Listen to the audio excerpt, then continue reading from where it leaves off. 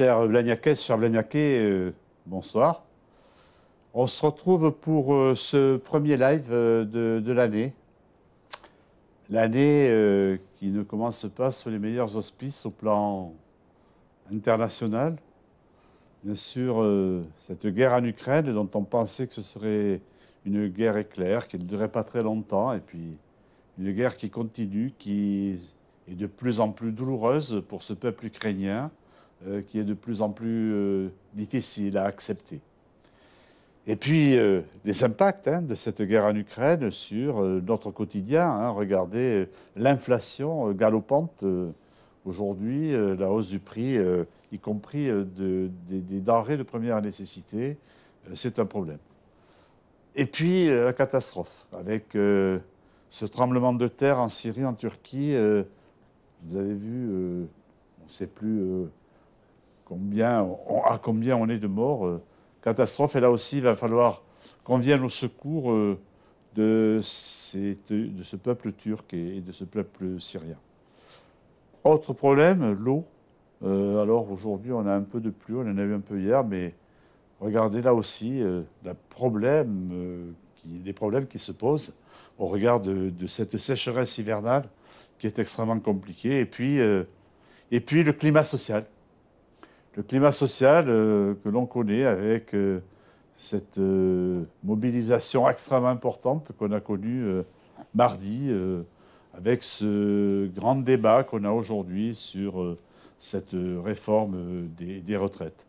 Avec des actions, là aussi, et je voudrais venir aux actions qu'on a connues aujourd'hui, avec ces coupures de courant.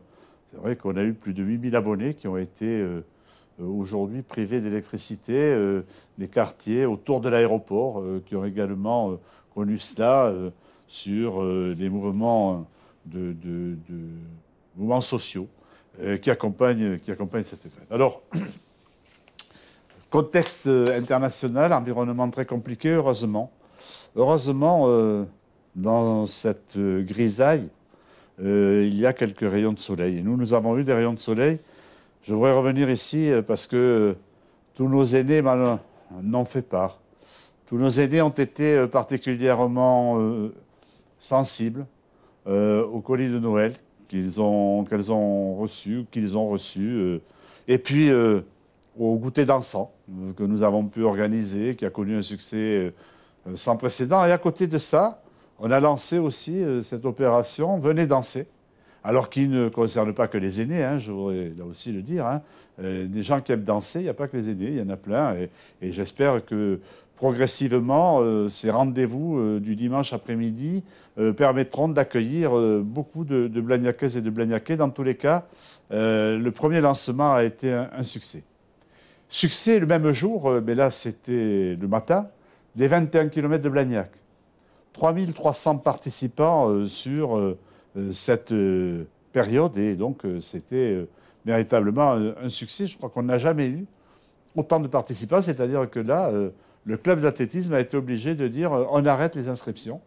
Et donc il y a des gens qui souhaitaient faire ces 10 km, ces 21 km qui n'ont pas pu.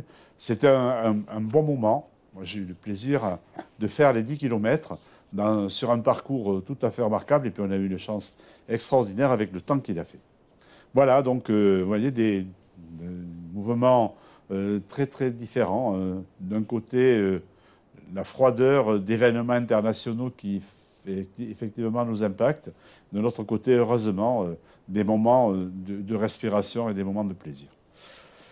Je voudrais quand même venir avec vous sur les questions relatives à la transition écologique. Et quelque chose qui a fait couler pas mal d'encre et qui a enclenché beaucoup de débats, c'est la mise en place du 30 km/h dans tout Blagnac depuis le 16 janvier. Alors, bien sûr, il y a des pour, il y a des contre, mais globalement, les retours que nous avons, globalement, les retours sont plutôt positifs, en disant oui, et on constate que finalement, avec la mise en place de ce 30 km/h, la vitesse moyenne dans Blagnac des automobilistes a baissé. C'est-à-dire que Certains sont extrêmement rigoureux et l'appliquent. D'autres, sans appliquer parfaitement le 30 km à l'heure, baissent la vitesse. Et c'est donc quelque chose qu'il faut poursuivre. Je suis un peu étonné d'ailleurs quand j'entends que le 30 km à l'heure, ce n'est pas possible. Pourquoi faut-il mettre cela alors qu'on sait que le lendemain ou le surlendemain de la mise en place du 30 km à l'heure sur la seule route sur laquelle il n'y a pas de 30 km à l'heure qui va entre Blagnac et Cornebarieux, on a déploré 3 morts. Voilà ce que c'est la vitesse aussi. Donc je crois qu'il faut que nous poursuivions ensemble, même s'il faut améliorer la signalétique, améliorer la communication, il faut qu'on continue. Nous avons également mis en place une expérimentation, l'expérimentation autour des serviettes en tissu dans les écoles. Et donc, c'est là aussi une expérience plutôt que d'avoir des serviettes en papier avec tout ce que ça signifie. Dire oui, on va faire laver. Donc, les gamins, les enfants de nos écoles viennent avec leurs serviettes. Ils ont 2 serviettes et ils repartent le vendredi pour faire laver leurs serviettes. Donc, ce sont des choses qui, somme toute, fonctionnent et se passeraient bien. C'est aussi une démarche visant à passer à une autre acculturation de l'utilisation de ce qui doit être renouvelé. Je reviens un peu en arrière sur la question du 30 km à l'heure, parce qu'à un moment, on avait mis, effectivement, vous vous en souvenez, l'avenue de Cornebarieux à sens unique, et là, les riverains nous ont dit, mais ça ne va pas. Et grâce aux 30 km à l'heure, on a pu mettre les vélos un peu plus en sécurité, et donc on a pu revenir au double sens. Dernier élément, dernière information, là aussi, sur la transition écologique, c'est plein de petites choses qui font la transition écologique. Et par exemple, vous l'avez vu, pour diffuser Forum, on utilise le réseau de nos commerçants bien plus qu'on ne procède à la distribution comme on le faisait antérieurement.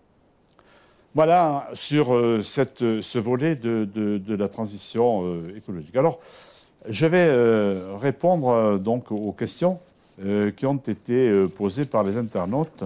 Et donc, voilà, la première question, c'est Marine qui s'interrogeait sur la pollution visuelle des panneaux d'affichage. Alors oui, effectivement, on a cette pollution visuelle. D'ailleurs, si je reviens un instant sur les 30 km/h, le passage aux 30 km/h, c'était aussi pour limiter la pollution visuelle liée aux panneaux. Là, ce n'est pas la pollution visuelle liée aux luminaires, mais aux panneaux. On est passé de 450 panneaux de signalisation à 50 panneaux. On en a enlevé 400. Donc, c'est pas rien. Pour le reste, vous avez raison. Alors oui, on a mis en place ces panneaux lumineux. Cela étant, ces panneaux lumineux ne sont pas éclairés la nuit. De 23h à 6h du matin, ils sont éteints.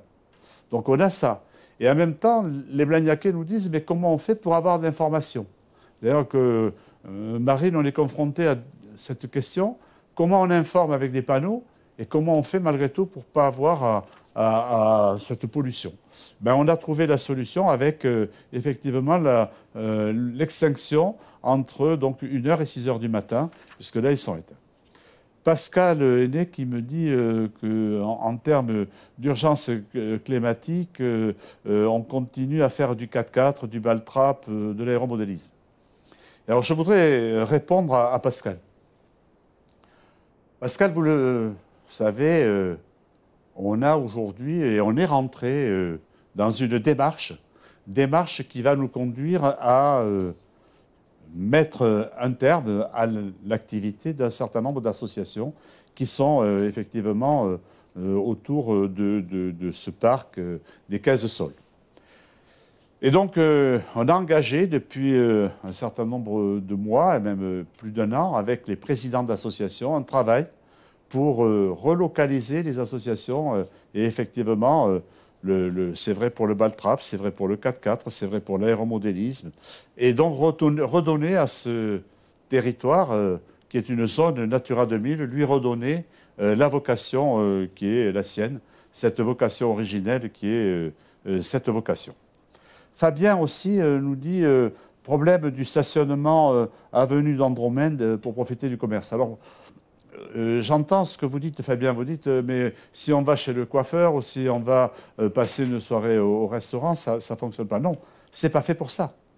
Le stationnement que nous avons mis là, c'est le stationnement qu'on appelle un stationnement minute. C'est simplement pour faire rapidement une course.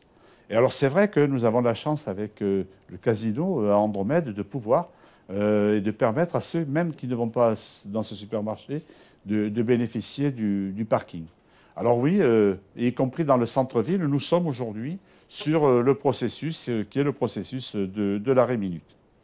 Antoine Vernier me demande ce qui va se passer pour les pistes cyclables sur l'avenue de Purpan. Alors les pistes cyclables avenue de Purpan, ça va effectivement être mis en place. Mais il faut encore un peu de temps parce qu'on vient de terminer cette avenue de Purpan. Vous le savez, la piste cyclable, c'est Toulouse Métropole qui a ça en charge. Il faut qu'elle soit bien connectée. On va avoir le réseau Express Vélo qui va être enclenché aussi. Donc il faut que tout ça se mette en route. Jean-Pierre Papin me demande si les recettes des amendes que vont payer les automobilistes qui ne respecteraient pas la limitation de vitesse vont à la commune. Non, non, Jean-Pierre, en fait, c'est l'État qui perçoit ça. Et la redistribution qui est faite, elle n'est pas proportionnelle au nombre d'amendes qui ont été données par chacune des communes. Il n'y a donc pas une prime à la verbalisation. Et, soyons clairs, moi j'ai demandé que pendant une période de quelques mois, sur le non-respect du 30 à l'heure, on soit beaucoup plus dans la pédagogie, dans l'explication que dans la sanction. Il y a eu, je le sais, quelques amendes qui ont été distribuées. J'ai donc demandé à ce que, sur cette affaire-là, on attende un peu, qu'on soit plus dans une phase de pédagogie. Marie, dont s'exaspère devant les rodéos. Alors, ils ne sont pas quotidiens, Marie, mais il y a effectivement des rodéos. Et pas plus tard que le week-end dernier, la police nationale, avec le partenariat de la police municipale, est intervenue. C'était sur Aéroscopia, où effectivement on avait des rodéos. Et la police nationale a pu intervenir pour sanctionner, pour verbaliser, avec des amendes de 135 € les utilisateurs de véhicules qui ne respectaient pas. Alors c'est très compliqué parce que derrière, vous le savez, quand ils sont sanctionnés quelque part, ben, vous les voyez, ils se déplacent et ils vont ailleurs. Donc en fait, on a un circuit de cette pratique du rodéo et bien sûr avec une dangerosité extrême, hein, parce que c'est aussi sur les voies rapides qu'on a ces pratiques de rodéo. Et donc, on a souhaité sensibiliser la police nationale, la police municipale, PACA Blagnac, sur l'ensemble du territoire métropolitain pour véritablement intervenir et sanctionner ce type de pratique. Jacques Balajac donc, souhaite connaître le début des travaux pour la troisième phase Andromède. Alors, la troisième phase Andromède a été arrêtée en quelque sorte, ou au moins retardée, parce qu'il y avait des problèmes qui se posaient sur un petit oiseau qui niche, qui est c'est la cisticole des joncs. Ce petit oiseau a niché sur Andromède. Et donc, aujourd'hui, la direction régionale de l'environnement nous dit attention, vous ne pouvez pas avancer sur la troisième phase Andromède si vous n'avez pas réglé le problème de l'hébergement de ce petit oiseau. Et c'est précisément parce que l'on va pouvoir héberger le petit oiseau sur les 15 sols. Ce qui nous amène à supprimer le 4x4, ce qui nous amène à supprimer l'aéromodélisme, ce qui nous amène à supprimer le baltrap, c'est pour effectivement pouvoir renicher cet oiseau à cet endroit-là. Et donc, ne plus l'avoir sur Andromède. Et pour répondre à votre question, Jacques, en fait, oui, la troisième phase, elle va démarrer. Nous allons rentrer à partir du mois de juin dans le processus de réunion publique pour aller à la rencontre des habitants et expliquer comment cette troisième phase va être enclenchée, engagée. Et donc, on reviendra vers vous à ce moment-là. Tout n'est pas encore suffisamment calé pour qu'on puisse y revenir. Enfin, Romy me demande si l'aire de jeu des enfants, s'il y a eu des programmations. Alors, toutes les aires des enfants en copeaux de bois ont toutes été réapprovisionnées, aussi bien au Ritouré, au Grand Orbe, dans les jardins familiaux qu'à Pinot ou au Perséide. Alors, c'est vrai que, en raison de la sécheresse, il y a un certain nombre de travaux qu'on n'a pas pu engager. Sur le terrain de Bélisère, là aussi, c'est la sécheresse qui nous a bloqués.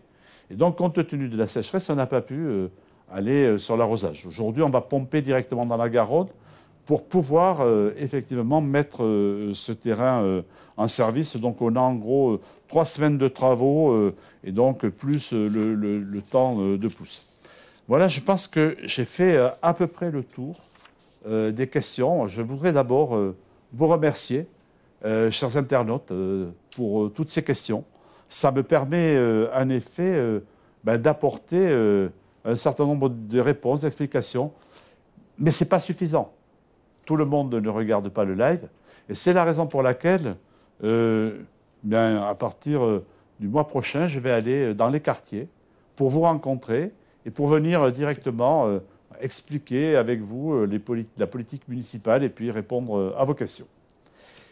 Et puis on arrive à un moment important de la vie de la commune, c'est le carnaval.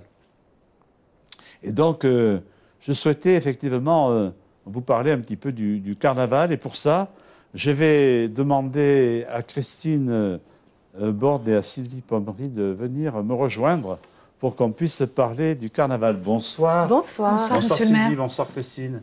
Merci d'avoir accepté mon invitation de venir là pour parler aux Blagnacaises et aux Blagnacais. Alors oui, carnaval. Alors, carnaval, on a 2 actrices importantes de ce carnaval. Bon, d'abord, on va demander à Christine. Alors, Christine, en fait, pourquoi je lui ai proposé de venir? Parce qu'elle prépare les costumes. Oui. Et ça fait quelque temps. C'est pas la première année. Non. Alors? Avec grand plaisir. Alors? On retombe en enfance, déjà. Voilà, donc c'est un grand plaisir pour moi de réaliser pour mes amis qui défilent avec moi chaque année. Donc, généralement, vers le 15 février, je me mets au travail. Je crée les costumes pour mes amis et c'est un réel plaisir. Alors, cette année, est-ce qu'il y a quelque chose de particulier sur les costumes? Ou est-ce qu'il faut du teasing? Généralement, quand on finit le défilé, on est déjà en train de parler du carnaval de l'année suivante. Donc, on est déjà en train de parler avec les amis, de dire « Ah là là, tiens, t'as vu ?» ou alors « Quelle idée ?» Et c'est vrai que voilà, je cogite tout le reste de l'année. Mais sinon, on ne dévoile jamais. Ah, jamais, non. C'est notre surprise. Voilà. Sylvie et moi, on essaie de se surprendre. Oui, ça dépend. Ça dépend. Là, j'avoue que je me suis lancée dans des idées. La théorie est là et après la pratique est un peu plus douloureuse dans la préparation. Alors, Sylvie, les commerçants, eux, en fait, ils participent vraiment au carnaval. Oui. Alors, bon, notamment vous avec votre commerce. Alors, comment pour vous, c'est quoi cet engagement sur le carnaval? Ah ben, c'est une festivité qu'il ne faut pas louper, surtout en ces temps un peu moroses. On a toujours aimé ça. Donc dès que le carnaval s'est remis, ben, nous on a commencé par un petit chapeau pour participer, être en communion aussi avec les Blagnacais. Et puis on s'est rapidement pris au jeu. Et là maintenant on se déguise vraiment à fond. Donc, après, nous ce qu'on avait créé un peu avec l'association, c'était un petit concours. On a poussé le délire un peu jusqu'au bout, en demandant même au service des sports d'avoir le petit podium. Et on fait le concours du meilleur déguisement avec la médaille d'or, d'argent et de bronze et un petit diplôme. Donc voilà, c'est une émulation et il y a des gens, vraiment des compétiteurs et qui, dès qu'ils ont fini, l'année d'après, ils pensent déjà ce qu'ils vont faire et qui veulent vraiment avoir la médaille d'or. C'est super. Comment vous le vivez, vous, le fait que tous ces enfants, toutes ces écoles participent, soient dans la rue? Moi, j'aimerais bien vous entendre un peu sur ça. Comment vous vivez ce carnaval-là? Moi, je me rappelais toujours, c'était le déguisement, d'ailleurs c'est toi qui m'avais fait la jupe, c'était Mary Poppins. Et quand je suis sortie, il y a eu le waouh, et les nombres d'enfants qui sont venus me voir, qui voulaient la photo, enfin, je veux dire, le bonheur qu'ils ont dans leurs yeux et tout ça, il n'y a pas de prix, quoi. C'est génial, moi j'adore ça. La féerie. La féerie, tout à fait. Les enfants prennent leur costume au sérieux. Alors, c'est ça est-ce que tu fais des costumes pour les enfants aussi? Ben non, je l'ai fait, oui, tout à fait, pour ma petite fille. maintenant qui est adolescente, et ça l'intéresse beaucoup moins. Mais toute petite, oui, oui, tout à fait. Elle était en pom-pom, elle était... voilà, non, non, c'était important pour elle parce que, en fin de compte, voilà, c'est le monde de l'enfant, je trouve, où le déguisement, ben, ça devient quelque chose de sérieux. Il rentre dans le jeu, dans le personnage. Et puis, ce qui est formidable, c'est de rencontrer plein de gens, d'être en complicité avec des gens qu'on ne connaît pas, et à qui on échange des sourires, des éclats de rire. Et puis, 2 heures, une parenthèse enchantée, où c'est vrai, comme tu disais, on se pose et voilà, toutes les personnes, je trouve, sont au même point. Il n'y a plus de valeur, il n'y a plus d'échelle sociale. Tout le monde est là, un nez rouge, un chapeau rigolo, et on rentre dans le jeu très facilement, je pense. Ouais. Non, mais moi aussi, pour moi, c'est aussi un grand plaisir de suivre. Ah oui. Donc je démarre et puis je vais jusqu'au bout. Tout à fait. Et je vais même me brûler, Monsieur Carnaval. Après. Oui, oui. Donc le voilà, pauvre Monsieur Carnaval. Voilà, c'est super. Juste, on va continuer là-dessus. Est-ce qu'il y a quelque chose d'un peu singulier cette année ou est-ce qu'on est toujours dans la même tradition au niveau des commerçants qui seront présents devant leur commerce? Non, ce sera toujours la même chose. Ouais. Je suis un peu frustrée parce que comme je tiens le commerce, je ne peux pas fermer, de ne pas être dans le défilé. Mais bon, après, c'est une grande joie d'être là au pas de porte et de participer, d'être avec les gens quand il y a le défilé. C'est ça. Ouais. Mais après, non, ce sera toujours dans le même esprit. Et, ouais. Les conseils de quartier aussi se mobilisent. Donc, comment vous voyez un peu ce type de démarche avec... parce que bon, on a l'essentiel, c'est les ALAE, c'est les écoles. Oui. Mais je pense que Carnaval, c'est ce que font les commerçants, c'est autre chose aussi, c'est pas que les enfants. Mais tout le monde, justement, tout le monde, comme je disais, sans vraiment barrière sociale, tout le monde est au même point. C'est-à-dire qu'on retourne, comme je disais, un petit peu en enfance, on laisse tomber toutes les choses sérieuses. Et donc, oui, on repart. Tout le monde est à égalité. On est là pour quelques heures de joie et vraiment de très convivial. Et ça, je pense que c'est un événement important dans une année. Justement, comme tu disais, les temps sont durs et de poser. Voilà, et de ne pas se prendre au sérieux. Ouais. Voilà. Et alors, les costumes, tu les fais pour qui? Ben, j'ai fait pour 5 ou 6 amis, voilà. Le noyau dur. Voilà, donc tout à fait, avec les fidèles. Les fidèles des fidèles. J'ai commencé toute seule. Ouais. Et puis tout doucement, comme ça, mon époux a participé au char aussi. Donc voilà, on est parti et je me suis pris au jeu. Et j'avoue que j'ai un réel plaisir de défiler et de regarder les autres déguisements. C'est très drôle. Il y a des gens qui sont pleins d'humour ou avec quelques petites choses comme ça, font des déguisements très amusants. Et pendant il y a eu aussi le carnaval avec le confinement. Tout à fait. Et là, on s'était aperçu sur les photos que les gens, avec très peu de choses, ont fait des déguisements avec plein d'humour, plein d'imagination. Et il y avait encore là, même si c'est des images, les gens étaient heureux, malgré tout, malgré cette période difficile. Numérique. Voilà. Hein, on avait participé. Eh bien, voilà. Et il y avait de la joie sur les photos. Et donc, ça prouve bien que ça fait du bien. Le carnaval. Ah oui, vraiment. C'est vraiment. J'encourage vraiment les gens à venir participer parce que vraiment, ça fait du bien de se prendre au jeu. Alors, qui c'est le jury qui a attribué le meilleur déguisement C'est les enfants, là, cette année, la MJC, qui va participer. Voilà. On va se prendre en photo et eux vont choisir. D'accord. Avec leur propre regard. Donc, des fois, c'est pas. C'est sympa, ça. Mais c'est très bien. On l'avait fait l'année dernière. Je crois que c'est la 3e année qu'on le fait avec eux. Et c'est super, justement, de travailler avec eux aussi. Bon. Donc, on va avoir un très beau carnaval. Je ne sais plus quand est-ce qu'il est. Le 18, samedi 18. Non, mais la date est bien notée. C'est le 18. Avec alors toujours la même chose. On part des ramiers. Oui. Voilà, on monte la côte, on traverse Blagnac et puis on fait le tour par Croix-Blanche. Ensuite, on remonte sur la rue Fonsorbe. Et puis on descend après rue Pasteur. On passe devant l'hôtel de ville, on passe devant chez la vigne, on sera là. Voilà, vous serez là, on pourra venir vous faire un petit coucou. Et on redescend au ramier. Et là, c'est vrai que ce qui est magnifique aussi, alors ça, par contre, vous ne pouvez pas. Et non, je le vois après dans les photos que je peux voir dans les réseaux. Non, ce qui est super, c'est après quand tous les chars arrivent et qui vont s'installer autour de l'espace dans lequel on va brûler Monsieur Carnaval. Donc, combien de costumes cette année? 6. Oui, 6. Bon, et vraiment. L'an prochain, il y aura celui du maire. Ah, mais avec grand plaisir, monsieur le maire. Chiche. Allez, d'accord. Vous me dites ce que vous voulez, voilà. Okay. Et vous joignez merci à nous. Beaucoup. Mais avec plaisir. Merci à toutes les deux. Merci Sylvie, merci Christine. Je pense que les Blagnacaises et les Blagnacais vont vraiment encore plus avoir envie de venir à ce carnaval, parce que ce qui est magnifique aussi, c'est de pouvoir déambuler derrière les chars avec toute cette animation de musique qui est là. Alors ça fait un peu de bruit, mais c'est du bruit hyper sympathique. Voilà, vous restez avec moi? Oui, si vous voulez. Alors, non, je vais juste évoquer les prochains rendez-vous. Donc, peut-être avez-vous vu, chers amis, des photos dans les rues de Blagnac.